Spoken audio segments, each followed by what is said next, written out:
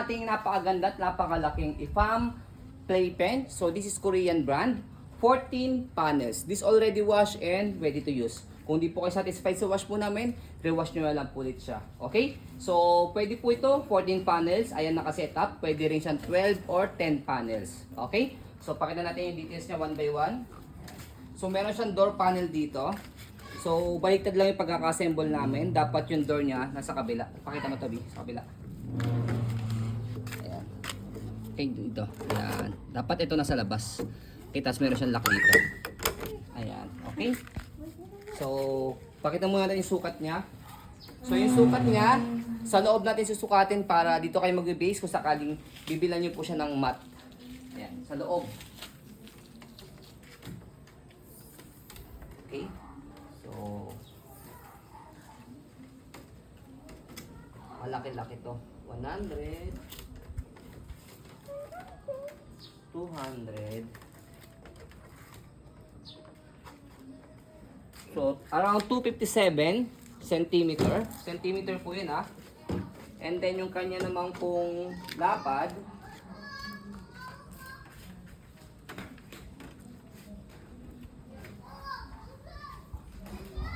$192. Okay, 257 yung haba, 192 yung kanyang lapad. Okay? So, sa ganyang setup, ha. So, syempre, depende rin naman po sa setup po ninyo kung ano po yung mas gusto po ninyo. Ayan. Pero sa ganyang setup na apat yung kanyang pahaba na panels and then 3 panels yung kanyang palapad. Okay? So, pakita mo yung panels niya per piece. Ayan. Yung condition. Hindi ba siya naninilaw? Kaya, alis ko muna dyan. Hindi mo siya naninilaw. Oh. Wala ba itong damage, Daddy? Wala yung damage, wala yung crack. Walang putol. Wala yung putol sa connector niya.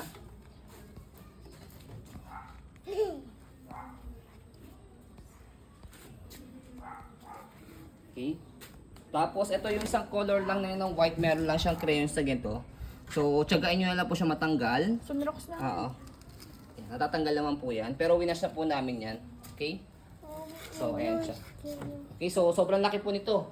Bagay na bagay po ito pagka sa merong sariling kwartos na pang playground. Si baby. Ayan. Okay?